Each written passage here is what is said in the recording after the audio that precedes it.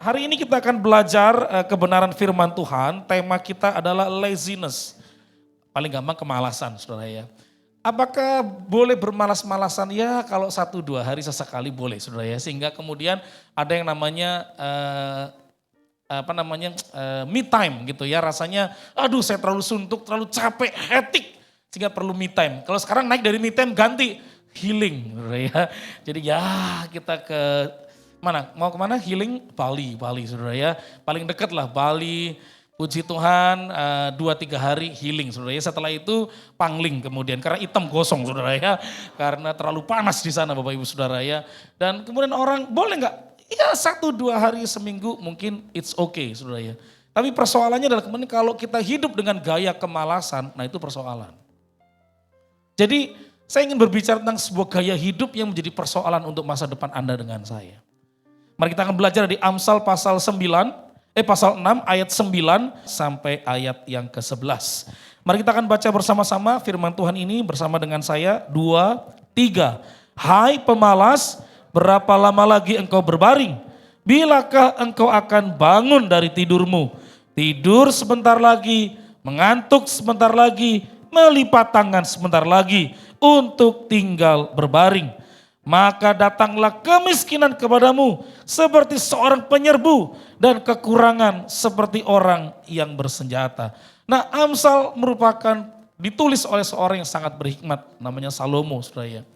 Dan dalam pengertian yang begitu dalam, dia menceritakan betapa kemalasan ini menjadi musuh yang luar biasa. Karena kenapa? Dikatakan ayat ke-11 gitu ya, tiba-tiba dia kaget kalau misalkan peperangan, saudara ya, peperangan, karena dia nggak siaga, dia nggak siap, dia kaget karena tiba-tiba penyerbu datang dan menghabiskan semua persediaan. Mengalahkan mereka, bahkan mungkin orang paling hebat sekalipun, mungkin tentaranya hebat, tapi kalau nggak siap, itu penyerbu datang seketika, secepat kilat menghancurkan. Jadi Amsal Salomo tentu dengan pikiran-pikiran orang pada hari itu. Tidak Netflix hari ini saudara ya, tidak YouTube atau TikTok hari ini. Tapi pemikiran orang hari itu bagaimana kemalasan itu berbahaya. Sekali lagi saya sedang berbicara tentang yang namanya gaya hidup kemalasan. Malas, ya saya menyadari kita perlu me time. Kami para pendeta hari Senin itu di dunia internasional maupun di Indonesia sama. Senin itu Pastor Day. Pastor Day itu hari liburnya pendeta hari Senin saudara ya. Kalau Jumat, Sabtu, Minggu pendeta semua tegang. Wah bergumul, berdoa, nyiapin firman, doa sungguh-sungguh itu Jumat, Sabtu, Minggu. Senin ya kita perlu libur juga saudara ya. Perlu me time. Kalau saya kadang jalan ke mall, kadang makan, ngobrol sama teman supaya dapat insight baru, diskusi begitu ya. Atau mungkin sekedar nonton atau baca buku, perlu me time. Tapi kalau gaya hidup kemalasan itu persoalan. Apalagi di tengah situasi pandemi kemarin saudara ya. Kemarin itu kita banyak di rumah. Tapi endemi mau gak mau keluar rumah. Yang setuju katakan amin. Yang gak ngerti bahasa Indonesia tetap katakan amin. Haleluya. Karena kita gaya hidupnya udah berubah kan. Dulu work from home. Bahkan lebih parah. WFH, work from here. Nah here-nya di mana aja? Di hotel bisa, di Bali bisa, di mall bisa semuanya saudara ya. Tapi sekarang mau gak mau keluar rumah. Amin. Mau gak mau ketemu orang. Mau gak mau maaf kena macet lagi. Minggu ini saya full beberapa kali kena macet saudara ya. Bahkan dari keluar rumah saya sampai ke arah Kemayoran, saya tinggal di Sunter saudara ya. Dari Sunter ke Kemayoran sampai rumah sakit atlet saudara ya, itu 1 jam. Dari Sunter doang saudara ya. Macetnya minta ampun dari Jumat kemarin. Jadi saya bilang sama gereja di mana saya akan mengajar, saya minta maaf nih, saya bakal terlambat 20 menit. Karena kalau udah lolos itu mungkin akan lebih cepat begitu ya. 1 jam keluar rumah. Rumah saya ke Kemayoran itu paling cuma 3 kilo. Hampir 55 menit. Hampir 1 jam. Tapi kita gak boleh malas. Amin. Kalau ditanya saudara ya, lebih suka sekarang ya setelah tahu peristiwa pandemi ini. Lebih suka mana? Pelayanan online apa onsite? Kalau hari biasa pengennya online. Hari biasa. PD kantor saya tanya dulu, onsite apa online? Online Pak, wah seneng banget saudara ya. Karena kenapa? Pakai celana pendek, kemeja, khotbah. Saudara ya, ini celana pendek bawahnya saudara ya. Karena gak ketahuan online ya. Tapi mau gak mau sekarang ya sudah harus rapi lagi, pakai sepatu lagi, keluar rumah. Kita udah gak bisa lagi 2 tahun malas-malasan lagi gak bisa. Memasuki season yang baru. Amin. Bapak Ibu dikasih Tuhan Yesus, mengapa sih orang Kristen atau kita semua tidak boleh malas? Bapak Ibu Saudara, kemalasan biasanya mengakibatkan pertama adalah membuat orang jadi bodoh. Sekali lagi, orang malas itu pasti bodoh. Kenapa? Enggak belajar apa-apa. Betul? Malas. Saya bilang sama anak-anak saya, kamu gede mau jadi apa? Pengen keliling dunia. Good, saya bilang. Pengen apa lagi? Rumah mewah. Good. Apalagi? Pengen kayak YouTuber, kasih duit orang. Good. Apalagi? Pengen punya mobil mewah. Bagus. Ngapain tahu nggak? Ngapain? Jangan males. Saya bilang anak saya saudara. Lu pengen semuanya tapi kalau males gak dapat apa-apa saudara. Betul nggak? Berapa banyak di antara kita, maafkan saya. Kita pengen diberkati Tuhan tapi males cari Tuhan. Kita males baca Alkitab. Kita pengen pinter tapi males belajar. Saya mengerti rahasia orang pinter cuma satu, minum tolak angin. Tapi tetap mesti belajar, yang sepakat katakan amin. Tetap harus belajar. Amin. Berapa banyak di antara kita akhirnya gak pinter, gak pernah berubah karena maaf, kemalasan. Membuat orang jadi bodoh. Bapak Ibu yang dikasih Tuhan Yesus, kita diciptakan Tuhan bukan orang bodoh. Berdasarkan penelitian dari Oxford University, tempat kampus di mana saya hampir kuliah, itu otak manusia itu diciptakan Tuhan cerdasnya minta ampun. Cerdasnya luar biasa. Ada bagian titik itu ya kalau disentuh sedikit, di-trigger, itu orang kecerdasan naik. Luar biasa. Cuman persoalannya adalah kemalasan lah buat orang. Bahkan tuh buka buku langsung ngantuk. Buka buku ya belum baca. Sehingga saya ingat kemudian ada seorang pengusaha yang sedang tertekan, stres, selalu minum obat tidur ya, untuk dia supaya bisa tidur begitu. Untuk dia bisa nyaman setelah menghadapi tekanan di kantor begitu ya. Datanglah pada psikiater Kristen. Coba baca Alkitab, kau akan tenang. Dan betul ya, berapa bulan kemudian dia gak pernah lagi beli obat. Datang ke psikiater, terima kasih buat saran kamu. Saya gak perlu biaya banyak, kenapa? Saya baca Alkitab. Apa yang terjadi? Begitu baca langsung tidur. Tapi bukan begitu, Alkitab bukan buat itu saudara ya. Tapi Oxford University ketika bicara cerebral, itu otak, saudara, bagian otak manusia. Ternyata otak itu diciptakan Tuhan bukan untuk males. Untuk perkara hebat. Nah saya mengajak setiap saudara, saya percaya kita diciptakan Tuhan dengan kecerdasan yang luar biasa. Amin. Anda dengan saya cerdas. Persoalannya adalah kalau Anda gak mau belajar, gak mau berusaha, gak mau mencoba, itu persoalannya. Pada waktu pandemi ini datang, kami semua para pendeta disuruh khotbah di depan layar kecil. Namanya kamera. Gampang gak? Enggak. Satu kali saya melayani di sebuah konvensi, di sebuah sinode, membuat annual meeting. Setahun full sebenarnya. Membuat meeting tahunan lah gitu ya. Terus saya diminta membawakan sesi sebenarnya. Secara materi seperti biasa bikin slide, semuanya saya siapin, baca buku, riset saya lakukan. Terus kemudian selesai dari acara itu, teman saya 2-3 hari kemudian ngomong kepada saya. Pastor, thank you ya sudah memberikan masukan, insight, perkembangan pandemi ke kita semua, akibatnya akan apa. Oke, sama-sama. Jadi dulu gini saudara, dulu gini. Cuman satu saya boleh kasih masukan gak? Boleh. Cara you ngomong waktu online dengan onsite beda loh. Oh iya? Online bosenin. Kaget saya saudara ya. Jadi saya masih belum, itu pandemi pertama kali sekitar Oktober 2020 saudara ya. Itu Agustus 2020. Saya itu lagi belajar gimana yang ngomong di depan layar. Kalau depan saudara kan bisa kelihatan ada yang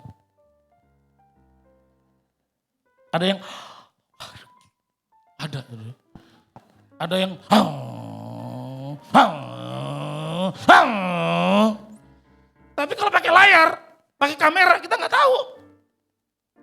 Betul nggak? Jadi itu saya belajar bergumul. Gimana caranya ngomong di depan Zoom supaya menarik. Nah, kalau sekarang sih udahlah gampang sekali. Tapi belajar tutorial. Baca lagi kelas public speaking. Lihat lagi public speakingnya John C. Maxwell. Belajar lagi terus tuh. Sampai akhirnya puji Tuhan membuka kelas dengan teman-teman dari Amerika, Jepang, Malaysia, Kucing. Bikin. Tapi jangan pernah malas. Malas buat orang bodoh. Amin. Dan tiba-tiba hartanya habis. Berkatnya hilang. Diambil semua orang. Karena dia gak pernah belajar apa-apa. Amin. Mengapa tidak boleh malas Bapak Saudara? Karena biasanya akan membawa kepada kemiskinan. Ya karena dia tidak bisa menghasilkan apa-apa, tidak punya kemampuan apa-apa, tidak sanggup menghasilkan apapun, itu persoalannya. Sekali lagi Bapak Saudara, saya suka tulisan atau kata-kata dari Bill Gates. Lahir dalam kemiskinan, itu cuma karena keadaan kehidupan. Tapi mati dalam kemiskinan, itu kebodohan. Waktu saya baca itu awalnya agak marah. Loh, kan kita nggak tahu nasib atau hidup orang. Tapi setelah saya renungkan, saya baca keterangan dia. Oh iya, Anda dengan saya diberi 24 jam yang sama. Anda diberi kesempatan yang sama. Tapi Pak, saya nggak punya teman yang sehebat dia tuh. Temannya jenderal, temannya orang-orang Lemhanas. Temannya dia itu koruptor, pengusaha hebat begitu ya. Temannya dia itu pemerintahan, saya kan gak punya teman sama. Tapi tiap orang punya level sendiri-sendiri. Tiap orang punya tempat sendiri-sendiri. Nanti satu level naik, terus satu level naik. Tapi jangan malas untuk berusaha. Amin. Jangan pernah malas untuk mencoba, itu persoalannya. Banyak di antara kita menyerah duluan. Dan berkata, saya nggak sanggup, saya nggak bisa. Bapak Ibu, Anda dengan saya diberikan 3 hal yang sama. 1 namanya waktu, yang kedua kesempatan, yang ketiga harapan. Sama. Tuhan Yesusnya sama. Waktunya 24 jam, tapi kenapa yang lain bisa lebih baik? Amin. Ada yang sama-sama tinggal mati suaminya, jadi janda. Ada juga yang tinggal mati oleh istrinya. Ada juga anak rohani kami yang pagi ini papanya meninggal karena COVID, sorenya mamanya meninggal dunia. Tapi sampai hari ini tetap diberkati oleh Tuhan. Kenapa? Dia bilang kalau saya terus tinggal dengan tangisan, kemudian mengasihani diri, terus gak bikin apa-apa, saya juga gak bisa maju. Tapi dia tetap melakukan yang terbaik. Dia tetap berusaha, walaupun pagi ditinggal pagi ditinggal papa, sore tinggal mama. Beda cuma berapa jam doang. Selesai penguburan, mamanya meninggal dunia. Bapak Ibu dikasih Tuhan Yesus, Alkitabnya jelas bicara kepada kita. Hai pemalas, hati-hati. Sesekali bermalas-malasan, it's okay. Karena hectic, karena kelelahan, karena burnout, karena capek. Namanya retreat, boleh. Namanya refreshing, it's okay. Namanya healing, it's okay. Tapi kalau gaya hidup kemalasan, Tuhan tidak pernah ciptakan itu. Kenapa? Tuhan menciptakan 7 hari. Dia bekerja keras. Dia melakukan yang terbaik sepanjang hidup. Hari ini saya mengajak setiap saudara, hati-hati. Karena kemalasan membuat Anda kehilangan potensi. Kehilangan potensi, kehilangan kesempatan. Kehilangan kesempatan, Anda gak lihat harapan. Dan akhirnya Anda gak punya apa-apa. Terus marah sama Tuhan. Kenapa dia diberkati? Baru bertobat diberkati, ya karena Anda mungkin bertahun-tahun gak bikin apa-apa. Bapak Ibu, saya lahir dari keluarga yang bercerai. Orang tua bercerai. Mama saya juga gak punya apa-apa. Punya 7 orang anak. Saya anak ke-6. Mama saya kerja jadi babysitter. Paling tinggi pernah jadi perawat rumah sakit. Tapi berapa gajinya untuk 7 orang anak? Gak sanggup juga. Saya pernah mengalami masa-masa andilau. Antara dilema dan galau. Andilau saudara ya. Masa-masa dimana gak punya masa depan. Perasaan dimana gak ada orang yang peduli. Kenapa papa saya gak seperti papanya orang itu tuh? Kenapa ibu saya gak seperti ibunya dia? Pernah ada perasaan kayak gitu. Tapi kalau terus membanding-bandingkan begitu, saya gak bikin apa-apa. Puji Tuhan, Tuhan mengangkat saya lewat kakak saya. Dikasih nilai hidup, dikasih value. Hidup tuh mesti ngapain? Jangan sia-siakan hidup, jangan main-main dengan ibadahmu. Jangan main-main dengan doamu. Jangan biasakan hidupmu sembarangan. Awalnya saya berontak dengan nilai hidupnya. Tapi memang belajar, gak nyaman memang. Karena kenapa? Malas mau pindah, malas mau gerak, malas mau ngapa-ngapain sebenarnya, itu intinya. Tapi hari ini, saya mengucap syukur kalau pernah ada momen dalam hidup datang dari keluarga yang gak punya apa-apa. Pada akhirnya juga punya, walaupun belum sepenuhnya. Tapi paling gak rumah cukup, ada kendaraan cukup, sekolah anak-anak cukup. Untuk Netflix di rumah 24 jam ada, puji Tuhan lah saudara ya, puji Tuhan. Sehingga bisa nonton Anyong Haseo, gitu ya, Taxi Driver, saudara ya bisa nonton proposal bisnis, Itaewon Class, lengkap saudara ya, tidak tertinggal. Cukup, semuanya cukup saudara ya. Tapi dulu juga nol. Makanya saya percaya kata-kata ini menjadi benar. Lahir karena kemiskinan itu cuma keadaan, tapi Tuhan mempersiapkan Anda untuk jadi berkat dan menikmati berkat. Cuman kalau malas, Anda gak terima apa. Even Anda kaya sekalipun. Kalau anakmu mulai malas. Kalau Anda juga malas mengajar anak-anakmu, dengar baik-baik, engkau menciptakan generasi yang miskin. Bapak Ibu hati-hati. Teorinya itu 3 dan 4 generasi. Sekali lagi ya, 3 dan 4 generasi. Generasi tahun 60-an itu generasi pekerja keras. Yang memaksa anaknya harus sekolah tinggi, betul enggak? Kenapa? Patokannya kalau sekolah tinggi dapat kerjaan bagus. Betul? Ditekan, dihajar, dididik. Sehingga generasi berikutnya 70, 80 berusaha kerja keras. Muncullah anak tahun 90. Yang papanya berdoa, saya akan kerja keras baik tapi anakku gak mau tersiksa kayak saya. Sehingga penderitanya agak kurang. Tapi tahu kompetisi. Anak ini mulai agak manja. Cukup semuanya, oke. Kerja keras cuma sedikit, hasilnya banyak. Anak berikutnya masalah. Karena dibesarkan dengan kemalasan kemudian. Sadar gak? Siapa yang menciptakan kemiskinan? Ternyata kita, bukan Tuhan. Bapak Ibu, sekali lagi, boleh gak bermalas-malasan? Boleh sesekali, tapi jangan gaya hidup kemalasan. Karena kenapa? Akhirnya cuma kemiskinan, kesulitan. Sekali lagi kemiskinan bukan dosa, tapi itu karena kesalahan kita. Bisa diubah gak? Bisa. Jangan malas. Tangan orang rajin dipercaya. Tangan orang rajin tempatnya di istana raja. Apapun yang di tangan kananmu, kata Pengkhotbah 9, apapun tangan kananmu, kerjakan sekuat tenaga. Kalau cuma 1, gak apa-apa, terus kalian 1, nanti jadi 2. Kalau jadi 2, nanti jadi 4. Kan begitu kan? Tapi intinya jangan malas.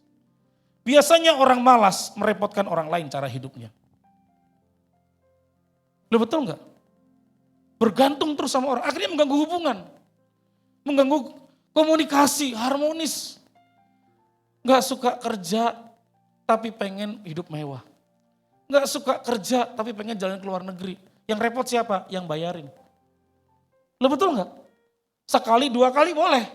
Kalau tiap hidupnya begitu, marah juga kemudian gak nyaman. Bayangkan, sadar gak waktu engkau malas, engkau membuat orang karakternya buruk kemudian.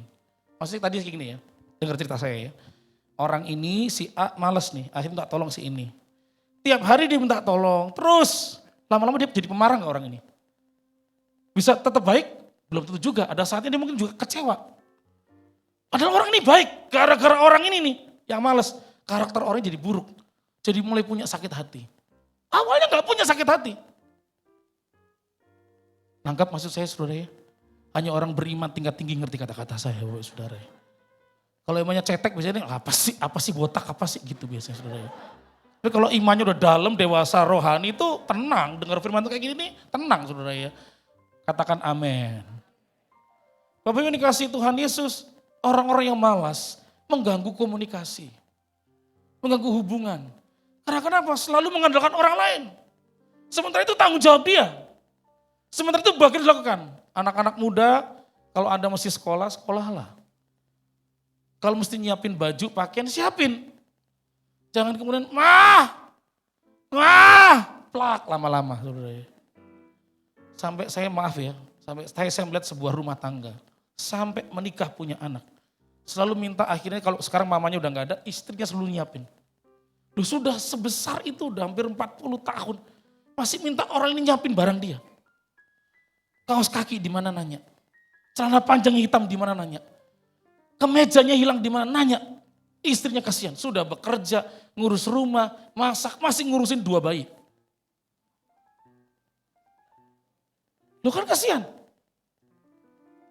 Kalau saya jadi orang tuanya, habis tuh orang. Nah iyalah, ngerepotin orang kan. Karena kenapa sih sebenarnya bertanya terus? Karena gak mau gerak kan. Gak mau coba cari kan. Gak mau coba usahain kan. Teman-teman, Bapak Ibu, hati-hati. Kemalasan, hubungan kita bermasalah. Orang jadi menjauh kemudian. Seharusnya orang bisa menikmati komunikasi. Orang bisa diskusi dengan snack yang nikmat begitu ya. Dengan singkong goreng pakai sambal roa menarik. Tapi lama-lama kita tinggalkan sambal roa. Kenapa? Kasih roanya saja sama itu orang. singkongnya kita simpan. Supaya kemudian dia gerak hidupnya. Bapak Ibu yang dikasih Tuhan Yesus, maafkan saya. Saya ngomong begini karena menyadari kita sesudah ini memang harus bergerak, tidak boleh malas. Pandemi ini memang buat kita di rumah terus, iya gak salah. Tapi sesudah pandemi ini, Anda dengan saya harus bergerak. Lebih kencang dari sebelumnya. Karena kenapa? 2 tahun berkat terhambat. 2 tahun kesulitan datang. 2 tahun kita gak bisa ngapa-ngapain. Jangan buat badan ini, cara berpikir kita, gak lagi bergerak. Gak lagi kreatif, gak lagi maju. Amin. Ketika saya mengembalakan hari ini, Bapak Saudara, saya mengajak semua jemaat untuk terus berusaha. Sampai semua tim media kita ada 10 orang tim medianya. Selalu bercandaan, akhirnya jadi bercanda Saudara. Pastor, kalau pastor lagi WA, kita udah deg-degan ini. Ini mau bikin gerakan apa lagi? Selalu begitu kata-kata Saudara ya. Jadi sampai tiap kali dapat WA dari saya di grup gitu ya. Shalom teman-teman, langsung pada tegang nih. Ini mau bikin apa lagi nih? Bikin apa lagi nih? Karena kenapa? Kalau kita bergerak, pasti ada berkat. Kalau kita bergerak, kita menghindari kemalasan. Kalau kita bergerak, ada sesuatu yang kita kerjakan, pasti cara hidup kita beda. Amin. Punya uang enggak? Enggak punya. Saya ingat Pastor Yohanes, saya tanya, Pastor, ini buka gereja ada donatur gede ya? Enggak ada. Tuhan saja, yang penting bergerak. Oh, saya kagum Saudara. Membuat orang akhirnya dekat. Pengen tahu, saya juga pengen belajar sama beliau. Beberapa kali duduk bareng makan, pengen tahu hati Tuhan tuh gimana sih buat beliau, bukan buat saya tentunya. Tapi kan siapa tahu Tuhan bicara sesuatu lewat orang lain. Bapak yang dikasih Tuhan Yesus, saya mengajak setiap saudara, jangan malas. Suami istri, kalau saatnya suami membantu istri, bantulah. Jangan malas. Karena kenapa? Hubungan penting masalah, komunikasi masalah. Amin. Istri-istri, tolonglah jangan malas untuk mendengarkan suamimu. Atau juga melihat kondisi suamimu yang agak diam sedikit. Tolong jangan ngomel dulu, tunggu dulu. Karena mungkin laki-laki itu lagi punya masalah. Kan seringkali kalau laki-laki punya masalah, wanita itu kayak gramofon. Ngomong terus, kenapa kamu, ada apa kamu, woi diam aja, tidur diam, semua diam, makan juga diam, woi. Gitu. Suaminya stres lama-lama sebenarnya. Lagi punya masalah sebenarnya, tolong tunggu sebentar. Tapi maksudnya adalah bangun hubungan yang baik. Berapa banyak di antara kita ketika semakin jauh, ya udahlah. Kita malas untuk melakukan segala sesuatu yang lebih baik. Kemalasan menghancurkan hubungan kita Bapak Ibu. Mengapa kita nggak boleh malas Bapak Ibu Saudara? Karena biasanya ternyata orang yang malas itu banyak penyakitnya. Serius. Oxford University membuat sebuah penelitian yang menarik Bapak Saudara. Kata-katanya demikian. Dalam penelitian Oxford itu ditunjukkan bahwa di otak kita itu ada 2 bagian dalam life science, namanya jurnal life science.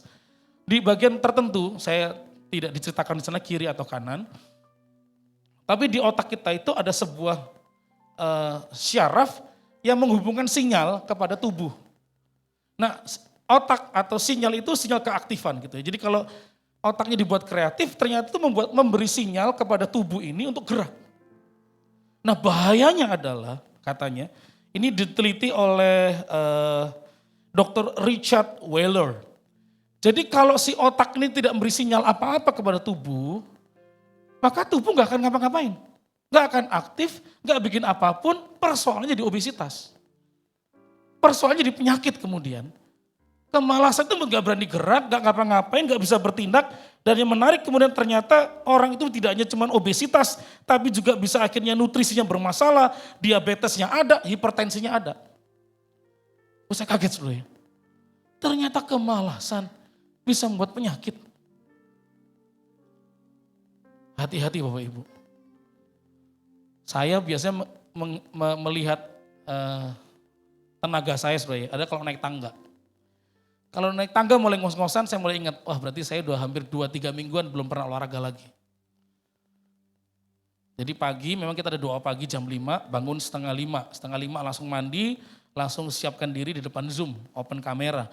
Setelah itu jam 5 sampai sekira-kira jam 6 sampai 6.30 renungan pribadi, doa, baca, kemudian biasanya kalau nggak minum ngeteh apa gitu ngobrol sama istri. Jam 7 nganter anak, langsung setelah itu nganter istri. Terus aktivitas. Tapi kalau mulai nafasnya ngos-ngosan, naik tangga, wah berarti saya dalam aktivitas saya gak pernah olahraga lagi nih. Dipaksa lagi olahraga. Supaya kalau nyanyi nanti, kalau ngomong, kalau bergerak, kalau ada aktivitas gak mudah lelah. Otak itu memberitahukan pada tubuh, kasih sinyal. Nah otak ini nih bagian sel-sel ini bahaya nih kalau gak gerak terus. Karena tubuhnya ternyata tidak cuma obesitas, ada hipertensi, ada diabetes, ada jantung bermasalah, sakit kepala, ini masalah sebenarnya. Rupanya kemalasan itu berbahaya. Mahal harganya. Begitu Anda sakit, lebih mahal lagi. Yang mengerti katakan amin. Bapak Ibu, sekali lagi, pandemi 2 tahun lalu membuat Anda dengan saya diem-diem, gak kemana-mana. It's okay. Tapi hari ini sudah mulai terbuka. Amin. Emang sudah mulai harus bergerak. Memang harus melakukan perjalanan-perjalanan. Harus beraktivitas lebih lagi. Maka jangan malas. Karena tanpa sadar, tiba-tiba kemiskinan datang, menyerbu setiap kita. Menghabisi semua apa yang kita punya. Bahkan bukan cuma harta kita, keluarga kita, bahkan kesehatan kita bisa dihabisi tiba-tiba. Hari ini coba renungkan. Saya ini sudah mulai bergaya hidup malas atau tetap rajin? Setiap apa yang Tuhan percayakan, saya kelola dengan baik. Setiap apa yang Tuhan percayakan, saya lakukan dengan baik. Setiap apa yang Tuhan berikan, saya tidak pernah menyia-nyiakan, tapi saya berusaha dengan sungguh-sungguh. Hari ini saya mengajak Bapak Saudara, apapun keadaan, jangan pernah hidup dalam kemalasan. Amin. Sekali lagi pandemi membuat orang gak mau gerak. Pandemi.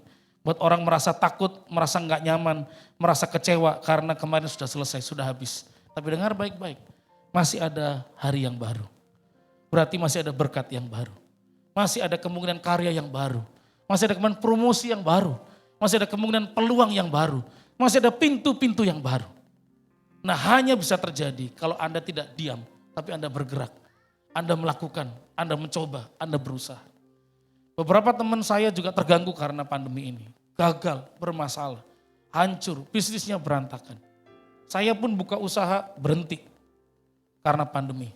Tapi ada satu usaha kita memang kita hentikan karena terlalu aktif untuk yang lain, yang ini gak bisa ke-handle. It's okay. Tapi saya menemukan beberapa teman ketika pandemi ini datang, sulit orang berhenti, oh dia enggak, dia bergerak. Terus bergerak. Sampai sekitar tahun yang lalu dia menemukan pertolongan Tuhan. Sampai tahun yang lalu ada doanya dia yang walaupun dia nggak minta seperti tadi pujian tadi, dijawab Tuhan. Yaitu tiba-tiba dari luar negeri buka proyek baru sama perusahaan dia. Tadinya ditutup 2019. Tapi terus bergerak, terus bergerak. Bapak Ibu yang dikasihi Tuhan Yesus, sekali lagi jangan hidup dalam kemalasan. Karena Tuhan tidak pernah menciptakan kita untuk malas. Untuk kreatif, untuk bekerja keras, untuk melakukan rencana Tuhan. Amin. Mari kita akan keluar minggu ini, minggu yang baru. Minggu di mana destiny ilahi turun, rancangan Tuhan terbaik turun, berkat disediakan, mujizat terjadi. Amin. Mari kita berdiri bersama-sama. Sekarang terimalah berkat Tuhan. Kasih karunia berlimpah-limpah daripada Allah Bapa dalam Anak yang tunggal Yesus Kristus. Persekutuan yang manis dengan Roh Kudus menyertai saudara sekalian mulai hari ini. Sampai Tuhan Yesus datang menjemput kita di awan-awan dan bahkan sampai selama-lamanya. Yang percaya bersama-sama katakan, amin.